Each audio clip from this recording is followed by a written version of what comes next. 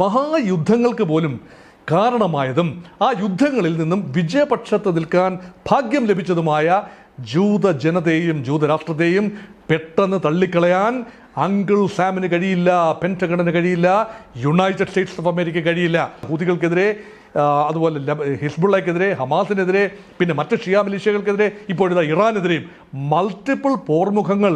ഒരു ചെറിയ രാജ്യം, കേരളത്തിൻ്റെ വലിപ്പം പോലും ഇല്ലാത്ത, കേരളത്തിൻ്റെ ജനസംഖ്യയുടെ 1/3 മാത്രമുള്ള, 1 കോടി ജനം പോലും ഇല്ലാത്ത ചെറിയൊരു രാജ്യമായ ഇസ്രായേൽ അവരുടെ ഇൻ്റലിജൻസ് നെറ്റ്വർക്കും ചങ്കൂറ്റവും മാത്രം കൊണ്ട് നിലനിൽക്കുമ്പോൾ ഒരു ബാലൻസ് സാധ്യമാകണമെങ്കിൽ ഞാൻ ഈ നേരത്തെ പറഞ്ഞ അമേരിക്ക പോലെയുള്ള വൻ വലിയേട്ടൻ്റെ ഒരു പിൻബലം ആവശ്യമുണ്ട്. ജൂത ലോബിയുടെ സഹായമില്ലാതെ, യഹൂദൻ്റെ ബുദ്ധിയും യഹൂദൻ നൽകുന്ന ബിസിനസ് പിൻബലവും യഹൂദൻ്റെ ബാങ്കിങ് ഇൻഡസ്ട്രി, ഇൻഷുറൻസ് ഇൻഡസ്ട്രി നൽകുന്ന പിൻബലവും ഇല്ലാതെ അമേരിക്ക എന്ന വ്യവസായ രാജ്യത്തിന് മുന്നോട്ട് പോകാനാവില്ല. അത് റിപ്പബ്ലിക്കന്മാർ ജയിച്ചാലും ഡെമോക്രാറ്റുകൾ ജയിച്ചാലും, ആര് പ്രസിഡന്റ് ആയാലും, ഡൊണാൾഡ് ട്രംപ് പ്രസിഡന്റ് ആയാലും, കമലാ ഹാരിസ് പ്രസിഡന്റ് ആയാലും, ഇപ്പോഴത്തെ പ്രസിഡന്റ് ജോ ബൈഡന്റെ കാലമാണെങ്കിലും അമേരിക്കയെ സംബന്ധിച്ചിടത്തോളം ഇസ്രായേലിനെ വിട്ടൊരു കളിയില്ല.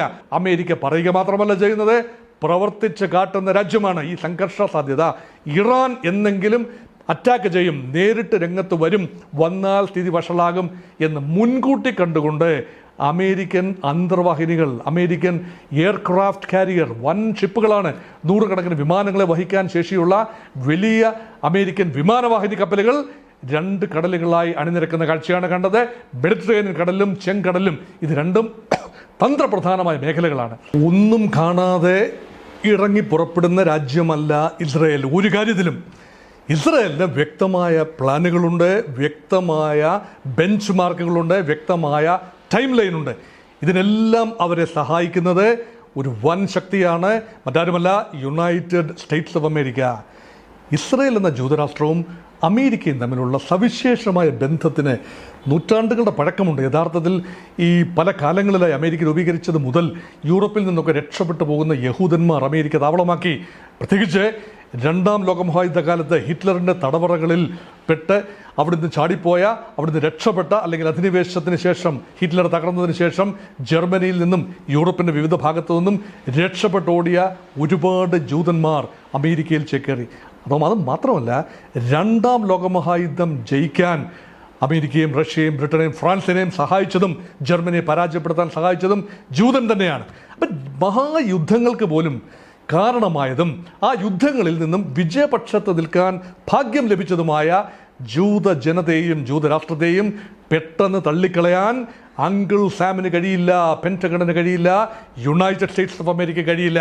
അതുകൊണ്ടാണ് ഇസ്രയേലിൻ്റെ തിണ്ണമെടുക്ക് മാത്രമല്ല മധ്യേഷ്യ പശ്ചിമേഷ്യയിൽ കാണുന്നത്, മറിച്ച് ഇസ്രയേലിന് എന്തു വന്നാലും അമേരിക്കയുടെ പിൻബലമുണ്ടാകും. ചരിത്രപരമായി ഉണ്ടായിരുന്നു. 1948-ലും 56-ലും 67-ലും 73-ലും ഒക്കെ ഇസ്രയേലും അയൽ അറബ് രാജ്യങ്ങളും തമ്മിൽ നടന്ന യുദ്ധങ്ങളിൽ ഇസ്രയേലിന് വിജയിച്ചു വരാൻ കഴിഞ്ഞത് അമേരിക്കയും ബ്രിട്ടനും നൽകിയ നിർലോഭമായ സഹായങ്ങളാണ്. അത് ഇൻ്റലിജൻസ് നെറ്റ്വർക്കിൻ്റെ ഷെയറിംഗ് ആയിക്കൊള്ളട്ടെ, ആയുധങ്ങളായിക്കോട്ടെ, തന്ത്രപരമായ സപ്പോർട്ട് ആയിക്കൊള്ളട്ടെ, അല്ലെങ്കിൽ ഐക്യരാഷ്ട്ര സംഘടനയിൽ ഇസ്രയേലിനെതിരെയുള്ള പ്രമേയങ്ങൾ വരുമ്പോൾ അത് വീറ്റോ ചെയ്തിട്ടായിക്കൊള്ളട്ടെ, ലോക മനസ്സാക്ഷി പലപ്പോഴും ഇസ്രായേലിനെതിരെ ഉയരുമ്പോഴും അമേരിക്കയുടെ രാഷ്ട്രീയ നേതൃത്വം, അമേരിക്കയുടെ ഡീപ്പ് സ്റ്റേറ്റ് ഇസ്രായേലിനോടൊപ്പം നിന്നു. അമേരിക്ക എന്ന് പറയുന്നത് ഒരു രാജ്യം മാത്രമല്ല, വിവിധ ചിന്തകളുടെ, വിവിധ ആവിഷ്കാരങ്ങളുടെ ഒരു സമാഹാരം കൂടിയാണ്. അവിടെ ഒരുപക്ഷെ ജൂത താല്പര്യം കൂടി അമേരിക്കൻ സ്റ്റേറ്റ് ഇൻട്രസ്റ്റിൻ്റെ കൂട്ടത്തിൽ വരും.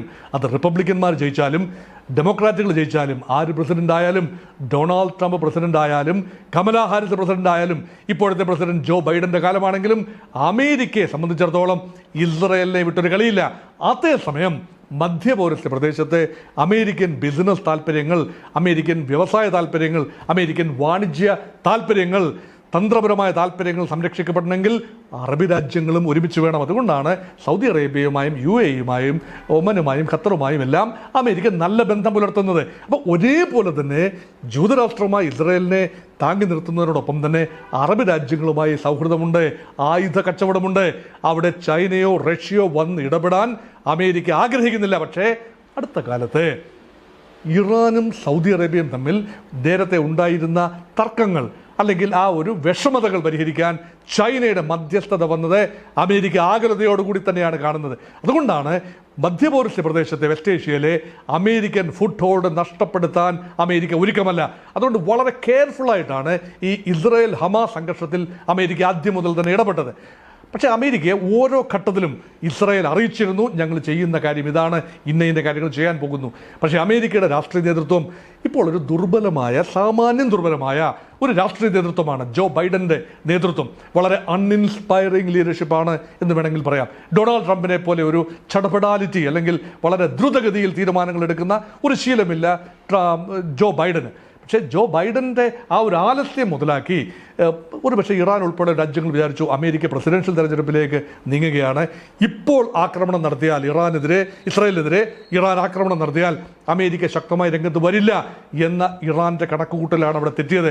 അമേരിക്കയുടെ താല്പര്യങ്ങൾ ഒരുപക്ഷെ ഔട്ട് ഗോയിങ് പ്രസിഡന്റായ ജോ ബൈഡൻ അവസാന നിമിഷത്തിലെങ്കിലും പൂർത്തീകരിക്കാൻ സന്നദ്ധമാകുന്ന കാഴ്ച കണ്ടു. അതുമാത്രമല്ല, അങ്ങനെ അമേരിക്കൻ ഇടപെടലില്ലാതെ വന്നാൽ ട്രംപ് പാട്ടും പാടി ജയിക്കേണ്ടത് ബൈഡന് കാണേണ്ടി വരും. അതുകൊണ്ട് തൻ്റെ സ്ഥാനാർത്ഥിയായ കമലാ ഹാരിസ് പരാജയപ്പെടുന്ന ഒഴിവാക്കാൻ വേണ്ടി അമേരിക്കയ്ക്ക് ഉണർന്ന് പ്രവർത്തിച്ചെങ്കിലേ പറ്റൂ. അത് അമേരിക്കയുടെ രാഷ്ട്രീയമാണ്. അതേസമയം ട്രംപ് പറഞ്ഞു, എൻ്റെ കയ്യിലായിരുന്ന അധികാരമെങ്കിൽ ഉക്രൈനിൽ വെട്ടിപ്പൊട്ടില്ലായിരുന്നു, റഷ്യ ഉക്രൈനെ ആക്രമിക്കില്ലായിരുന്നു, ഒരു നിമിഷം കൊണ്ട് തന്നെ ഞാൻ അറബ് ഇസ്രായേലി പ്രശ്നം പരിഹരിച്ചു തരാം എന്ന് വമ്പ് പറയുന്ന ട്രംപിനെ നമ്മൾ കാണുന്നു. ഇപ്പം ഇവിടെ സത്യം എന്ത് തന്നെയായിരുന്നാലും ശരി, ആര് ഭരണത്തിൽ വന്നാലും അമേരിക്കയുടെ പിന്തുണ ഇസ്രായേലിന് തന്നെയാണ്. അമേരിക്കയോടൊപ്പം തന്നെ എന്നും നിൽക്കുന്ന രാജ്യമാണ് ബ്രിട്ടൻ. അവർ തമ്മിലുള്ള ട്രാൻസ് അറ്റ്ലാന്റിക് കോപ്പറേഷൻ വളരെ വിസ്തുലമാണ്.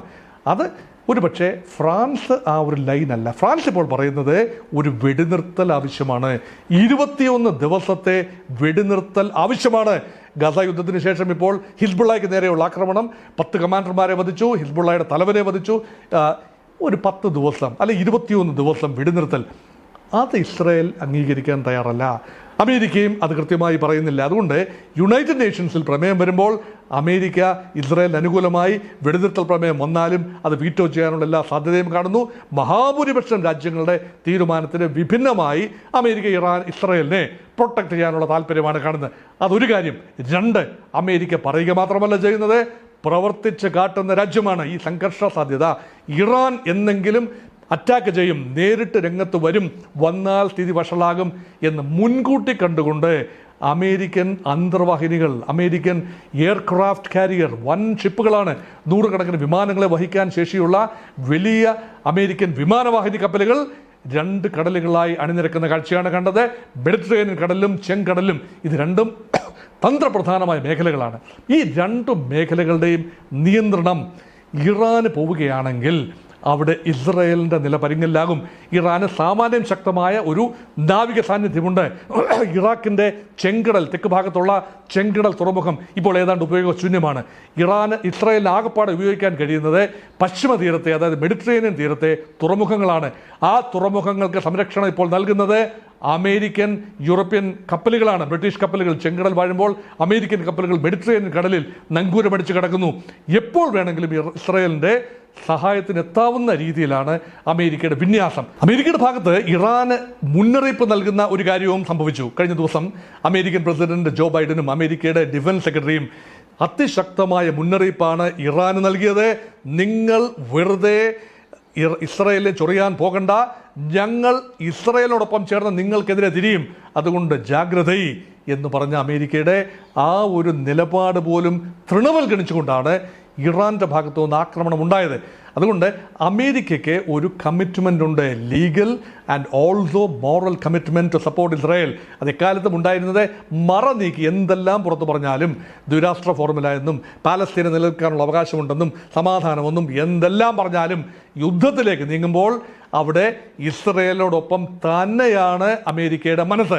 കാരണം ജൂത ലോബിയുടെ സഹായമില്ലാതെ, യഹൂദൻ്റെ ബുദ്ധിയും യഹൂദൻ നൽകുന്ന ബിസിനസ് പിൻബലവും യഹൂദൻ്റെ ബാങ്കിങ് ഇൻഡസ്ട്രി, ഇൻഷുറൻസ് ഇൻഡസ്ട്രി നൽകുന്ന പിൻബലവും ഇല്ലാതെ അമേരിക്ക എന്ന വ്യവസായ രാജ്യത്തിന് മുന്നോട്ട് പോകാനാവില്ല. അതുകൊണ്ട് ജൂത താല്പര്യങ്ങളും ജുഡിയോ ക്രിസ്ത്യൻ താല്പര്യങ്ങളും അമേരിക്കയും ഇസ്രായേലും തമ്മിലുള്ള വിഖ്യാതമായ അടുപ്പത്തിന് അടിത്തറ കാഴ്ച ഒരിക്കൽ കൂടി ലോകം കാണുന്നു. അതുകൊണ്ട് ഇപ്പോഴത്തെ നിലയിൽ ഇറാൻ ഇസ്രായേലിനെ ആക്രമിച്ചിരിക്കുന്നു. അവിടെ ഇറാൻ്റെ സഹായത്തിന് മറ്റു രാജ്യങ്ങൾ വന്നില്ല എങ്കിൽ അമേരിക്കയ്ക്കും ഇസ്രായേലിനും ചേരുന്ന ഒരു സംവിധാനം അത് മുന്നോട്ട് പോകും. ഇറാൻ ആത്യന്തികമായി വിജയത്തിലെത്താൻ കഴിയില്ല. ഒരുപക്ഷെ ചെറിയ ഡാമേജസ് കൊണ്ടുവരാൻ കഴിയും, അല്ലെങ്കിൽ ചില ചാവേർ ആക്രമണങ്ങളോ ചില രീതിയിലുള്ള അപ്രതീക്ഷിതമായ മിസൈൽ ആക്രമണങ്ങളോ നടത്താമെന്നല്ലാതെ ഒരു കരയുദ്ധം സാധ്യമല്ല. കാരണം കരയുദ്ധത്തിന് അടുത്തടുത്ത രാജ്യങ്ങളാണെങ്കിലേ പറ്റൂ. ഇത് രണ്ട് രാജ്യങ്ങൾ ഇടയ്ക്ക് കിടക്കുന്നതുകൊണ്ട് കരയുദ്ധം നടക്കില്ല. അതുകൊണ്ട് യുദ്ധം ആകാശങ്ങളിലാണ്, യുദ്ധം ഏറിയൽ ആണ്. അത് മിസൈൽ ഉപയോഗിച്ചുകൊണ്ടും എയർക്രാഫ്റ്റുകൾ ഉപയോഗിച്ചുകൊണ്ടും. ഇറാൻ്റെ എയർക്രാഫ്റ്റുകളേക്കാൾ എത്രയോ അഡ്വാൻസ്ഡ് ആണ് ഇസ്രായേലിൻ്റെ കയ്യിലുള്ള എയർക്രാഫ്റ്റുകൾ. ഇറാൻ്റെ ടാങ്കുകളെക്കാളും കവചിത വാഹനങ്ങളെക്കാളും ശക്തമാണ് ഇസ്രായേലിൻ്റെ കൈവശമുള്ള മെർക്കാവ ടാങ്കുകളും അതുപോലെ അമേരിക്ക നൽകിയ പാറ്റൻ ടാങ്കുകളും എല്ലാം തന്നെ. അതുകൊണ്ട് ഇറാനും ഇസ്രായേലും തമ്മിൽ ഏത് രംഗത്ത് നോക്കിയാലും, നാവികസേന നോക്കിയാലും വ്യോമസേന നോക്കിയാലും ബലാബലം നിൽക്കുന്നില്ല. അവിടെ ഒരു പണത്തൂക്കത്തിന് മുകളിൽ ഇസ്രായേലാണ്. അതിനുപരിയാണ് അമേരിക്കയുടെ സാന്നിധ്യവും സഹകരണവും. അത് ഒരിക്കലും ബാലൻസ് ചെയ്യാൻ കഴിയില്ല. അതുകൊണ്ടാണ് ഇപ്പോൾ അമേരിക്കയും ബ്രിട്ടനും തമ്മിൽ ഏറെ സംസാരമുണ്ടായി. കഴിഞ്ഞ 24 മണിക്കൂറിനുള്ളിൽ അവർ സംസാരിച്ചത് എങ്ങനെയാണ് തങ്ങളുടെ കുഞ്ഞനുജനെ രക്ഷിച്ചെടുക്കുന്നത്. ഇസ്രായേലും അബദ്ധം കാണിച്ചിരിക്കുകയാണ്. ഇസ്രായേൽ ഒറ്റയടിക്ക് തന്നെ പരമാവധി രാജ്യങ്ങളുമായി പരമാവധി പോർമുഖങ്ങൾ തുറന്നിരിക്കുകയാണ്. ഹൂതികൾക്കെതിരെ, അതുപോലെ ഹിസ്ബുള്ളയ്ക്കെതിരെ, ഹമാസിനെതിരെ, പിന്നെ മറ്റ് ഷിയ മിലിഷ്യകൾക്കെതിരെ, ഇപ്പോഴിതാ ഇറാനെതിരെയും മൾട്ടിപ്പിൾ പോർമുഖങ്ങൾ. ഒരു ചെറിയ രാജ്യം, കേരളത്തിൻ്റെ വലിപ്പം പോലും ഇല്ലാത്ത, കേരളത്തിൻ്റെ ജനസംഖ്യയുടെ 1/3 മാത്രമുള്ള, 1 കോടി ജനം പോലും ഇല്ലാത്ത ചെറിയൊരു രാജ്യമായ ഇസ്രായേൽ അവരുടെ ഇൻ്റലിജൻസ് നെറ്റ്വർക്കും ചങ്കൂറ്റവും മാത്രം കൊണ്ട് നിലനിൽക്കുമ്പോൾ ഒരു ബാലൻസ് സാധ്യമാകണമെങ്കിൽ ഞാൻ ഈ നേരത്തെ പറഞ്ഞ അമേരിക്ക പോലെയുള്ള വൻ വലിയേട്ടൻ്റെ ഒരു പിൻബലം ആവശ്യമുണ്ട്. അതുകൊണ്ട് ഞാനും മുതലയച്ചായനും എന്ന രീതിയിലല്ല പറയുന്നത്.